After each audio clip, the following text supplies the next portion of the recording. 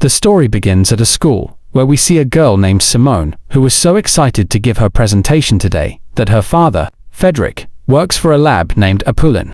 He comes to the school, and rushes to take Simon with him. We learn from Fedrick that soon there will be such a terrible rain on the earth, that people will die because of its touch. The sky of the whole city begins to cloud. Fedrick also takes his wife and son in the car with them, but none of them knew where they were going at the time, and this Tarahua also had their car crash on the road.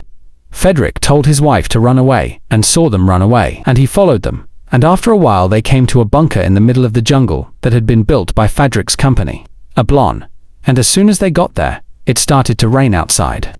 But Fedrick's whole family was safe inside the bunker. Soon, it started to rain outside, but Fedrick's whole family was safe inside the bunker.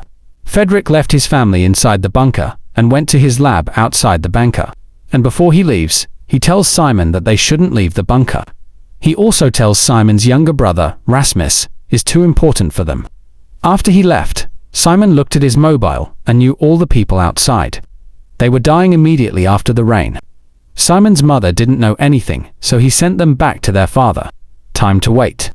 They hear a noise at the door, and Simon and Rasmus want to open the door, but their mother blocks them and says it can't be their father, because he must have the password of the door, and if it was someone else, he would die if the rainwater came in contact with him. But Rasmus and Simon were forbidden by their mother. When he opened the door, he saw outside that the man who was following them was touching the rainwater when he was running around. Suddenly, he grabbed Rasmus and went to save Rasmus. Their mother attacked the man, and so that they never opened the door again, Simon and Rasmus realized that their mother's life is gone because of their mistakes, and the two brothers and sisters live alone in that bunker. At one point, Simon realizes that there are many more bunkers around, and there may be more people hiding in those bunkers. Simon tries to contact them, but he fails every time. At one point, he was able to get in touch with a boy named Flip, who says his family is dead, and he was hiding in the basement of his house to escape the rain, but at some point the network broke. Simon consoles his younger brother that their father will return soon, and the world will be back to normal. So the two of them wait for their father to return, but as the days pass, the weeks, the months, their wait never ends. 6 years pass. They haven't left the bunker for 6 years after their mother's death. Rasmus was now very angry with his sister, because Simon has been saying since then that their father will return. But now they need to get out, because there is a food crisis inside the bunker. So Simon one day puts Rasmus to sleep, and goes outside wearing a protective suit himself. Simon goes to the place where their mother died. But there wasn't until the remains of his mother Simon could see. Now the living creatures were roaming in the forest. That means all the animals didn't die because of the rain. Simon went slowly to the city, where people in different places wrote messages. When Simon goes to the hallway, he finds only the skeletons of people who survived the rain but later starved to death. Eventually, he returns to the bunker again. Simon comes back just before Rasmus wakes up, and he tells Rasmus to open everything since there was a food crisis inside their bunker, so they decide to go outside the bunker. The next day, but while sleeping at night, suddenly some person from outside starts deliberately sealing their earwanes, causing a lack of oxygen inside the bunker. As a result, they were forced to open the door of the bunker. Some people outside were waiting for their exit at gunpoint. In fact, when Simon went to the city outside the bunker the other day, some of the survivors saw him, and to chase him, they came to the bunker. They locked the two brothers and sisters in a room and searched the whole bunker for food. But in the last 6 years, they've finished eating all the food in the bunkers. So when those guys don't decide to keep them here, they call the leader of that group, Martin. There are other bunkers around, and they have enough food in them. Only they know the location of those bunkers, so if they want to, they can go to those bunkers together to find food. And on the way to those bunkers, Martin tells them about the past 6 years, of how about 9% of people died because of the rain, and then 10% died because of lack of food. People are now starting to kill each other to survive, so now their only enemy is not only that toxic rain, but also other people. We can learn more. Martin was a soldier in the past. All of his team die in the rain, and he is the only one alive afterwards. He is met by Patrick, who could have wielded the same weapons as Martin. That's how they meet 3 other people, and their group becomes 5, and they start living together.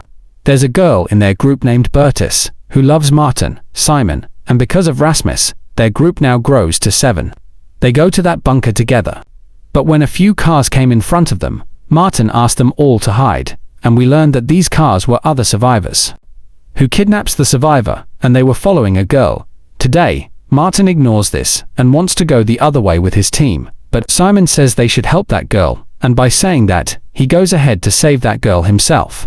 It appears that girl goes after a hole to run and gets completely wet, which is why his death is now certain, so Martin shoots him to ease his death. After walking all day, the group decided to go to an abandoned building and spend the night in one room. Rasmus got a pair of waterproof shoes.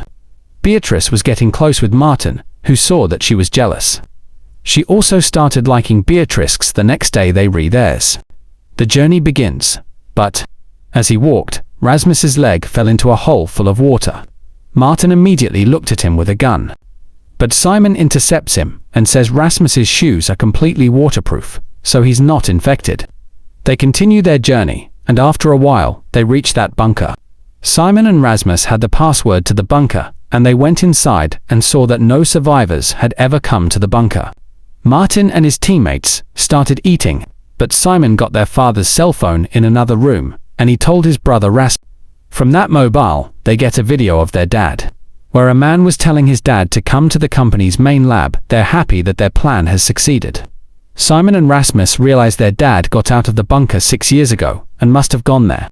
And everything that happened 6 years ago, all the people who died, it was all because of Fedrick's company, Applen. Simon points everything out to their leader, Martin. He suggests that they should leave that place and go to their father's main lab, because that's where they might have created an antidote for the rain. But Martin absolutely refuses to leave the bunker and go to the main lab, because there was everything protection with food. Then Simon and Rasmus go to the lab themselves, while the other members of the team, Bertus, Leah and Jean, find out. Let Martin, Simon and Rasmus go to the lab alone. Then they also followed Simone and Rasmus, and went out to the lab. At one point they met them in the bunker. At that time only Martin and Fedrick were left at the other side. Simone, Rasmus, Bertus, Leah and Jean crossed the city together. On this journey they began to enjoy a lot, because now they had hope of surviving this situation. When they arrived in a town, they stopped and started eating. Leah and Jean said they would go to a nearby shop to get new glasses for Jean, because her old glasses were broken. Simon attacks Rasmus and a group of robbers who kill the survivors and loot their food to save the lives of the 3 who race at one point. Simon becomes separated from the other 2, while clouds begin to appear in the sky again. The fear of rain continues to grow, which is why, when he has to take a quick salter, Simon sees a child from a distance, and he goes with that child to their house, where he was also the father of the child. Simon assures him that he will not harm them, even if he allows him to eat food with him. But when the child and his father were on their way to get food, when they saw the food, the robbers attacked them and killed them. It hurt Simon to see that the food he gave him killed 2 people, but there was nothing he could do. Bertus comes to the old house, where she used to live with her parents, although now there is nothing left but their remains. Bertus gets upset when Rasmus gives him a child. After the rain ends, they come back to the place, where they have been attacked, and they are separated from each other. Luckily, there they 5 meet again. But a robber to follow Simon falls there too, and pushing a knife around Rasmus's throat, saying, "Give us as much food as you have." Martin and Fedrick arrive there with guns. Seeing this condition of the brother, Simon began to cry, and he told Rasmus next, "There's a bunker in the city, so you won't have any more trouble. There are also medical facilities in the bunkers. They are all Rasmus." They went to the bunker, but when they got there, they saw that everything was destroyed. Simon saw that his brother's condition was serious, and realized that they had to find a doctor. Outside if Rasmus did not survive. And then Martin makes a plan that they'll first take their car from the strangers, and then he'll use the car to escape to the next town. As planned, Simon starts walking through the city alone, and a drone follows him. When he sees the drone, Simon runs inside a building. One of them had a snake tattoo on his hand, which makes Jean very scared to see, because this tattoo is connected to his past. Martin asks one of them where they survived kidnapping, but that person doesn't answer them. Martin stops him when he says Simon is going to kill them. Our intention was just to take their car, not kill them. Martin tells them to get in the car, and then they hear 3 songs short, meaning Martin very likely killed those 3. The whole team continues traveling by car to the next town. During this time, we see a flashback of Jean's past. It is revealed that in the beginning, Jean started living with a family. But one day, a group of strangers arrives in a vehicle and demands to take the entire family with them. The head of the family refuses to go. So one of the strangers shoots and kills him. The man who fired the shot had a snake tattoo on his hand, just like the one we've seen before. Later, Jean hides in a place with a child from the house, trying to keep the child quiet so the strangers won't hear them. The strangers grab the child's mother after they leave, who realizes when she moves her hand. Because of which the baby died since the day Jin still couldn't forgive himself today. The whole team reached the bunker by then, and they are also able to find a doctor. They ask the doctor for help and say if he helps Rasmus, they will give him plenty of food. The doctor bandages Rasmus's wound, but at one point in the conversation, Simon says that they're going to hear the name of Fedrick, the son of scientist Fedrick. The doctor suddenly tells them that Rasmus has to give him a small injection, so he and Simon are going to slow down in the bunker. They both go to the bunker with him, but they start to have doubts on the doctor, and their suspicion was correct, because the doctor tied Rasmus and Simon up there and told his father Fedrick he caused the virus, and so many people died. Because of it, so he would end Rasmus to take revenge. The other side sees the rest of the team waiting at the doctor's house as those strangers' car drops close to their house, who can see. That snake tattoo gets out of the soldier's car, but this time, Jean can't control his anger, and he takes the gun and shoots the soldier, but immediately after that, the other soldiers grab Jean, and seeing it, Martin and the rest flee the back road. Patrick then shot the doctor and saved both of them. Now, they get out of there. But they lost one of their fellow Jeans. He tells Patrick Martin that if he didn't listen to Simon, he would have shot the soldiers at that time. They wouldn't have lost their Jeans today. They don't have shelter in a bunk room, so this morning, Martin tells them all to bring food from a bunk next to us. Because most of the food is left with the doctor. Rasmus tells them today he can't go with them. His condition is very bad, he will rest from there for his safety, and the others go out to find food. After leaving, Rasmus tells Bertus he loves Bertus very much, and which lied to everyone that he could walk today. No, Beatrice is very happy to hear this, because she also likes Rasmus. The two of them spent some time together on the other side of the team. The rest of the members but there, they find some videos of the Applen company. Gets where they can see Simone's father, Fedrick, on a man. He was waiting for the virus to spread around the mountain. This ensures that the virus is created. Rasmus is there with Beatrice's body when he sees her father Fedrick coming out of the bunker. He tells everyone Bertis went to a dog that was wet in rainwater, so with the dog, he also died infected. Everyone tells Rasmus to stay away from the body of Bertie's death, otherwise he can also be infected, but with Bertie's death, Rasmus absolutely broke down. After a while, everyone notices that Rasmus is not in the bunker. Rasmus gets out of the bunker and uses his walkie-talkie to tell the strangers where they are. So they attack another one of those soldiers and take away his weapons and detain him. If they want their people back, they should give Rasmus back. But Rasmus surrenders himself to the strangers. Stranger tells leader of the strangers Thomas, Simon. They still don't understand how much special. Thomas tells Rasmus he has immunity to the virus inside. Because of this, even though Beatrice's body was not infected herself, Simone remembers that her father had told them long ago that Rasmus was very important. Thomas adds that Rasmus is very important to the human race, because scientists can make an antidote to the rain infection by not experimenting on him. So Martin brought the soldier for exchange. Although Rasmus still doesn't want to survive, he injects himself with an injection of a virus from a soldier, but Thomas was right here.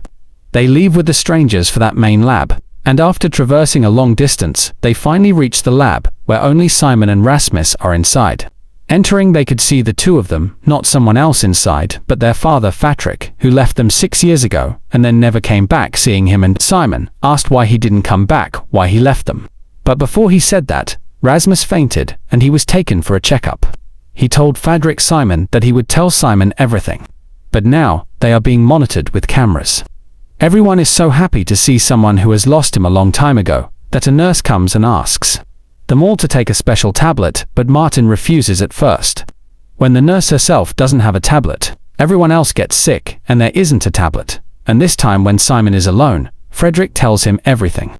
He says his company was making an antidote to the virus, but he hid it inside Rasmus. and now it's impossible to get it out without killing him. One day he came to the bunker to see them, while the two of them were secretly sleeping, but without telling them anything, he left. Because even then they could not understand anything, he lied to his colleague that there is no one inside but his words. The colleague is a little suspicious, and at one point he kills his colleague.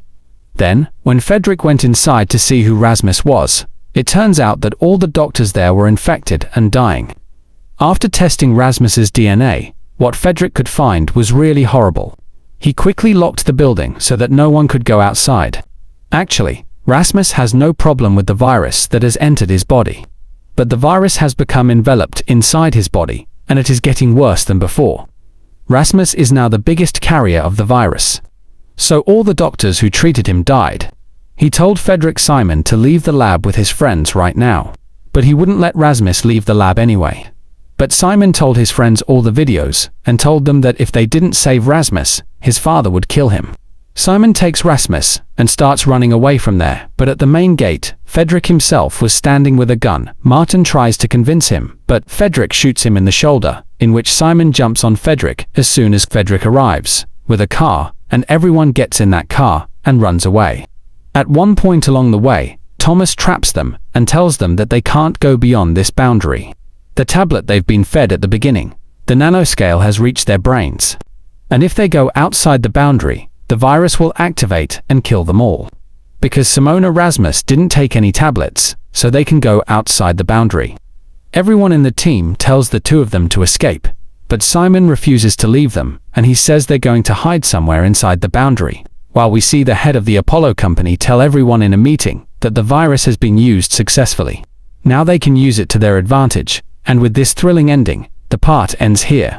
Like the video if you like it, and if you want to watch the second part, then like the video and comment, and write the second part.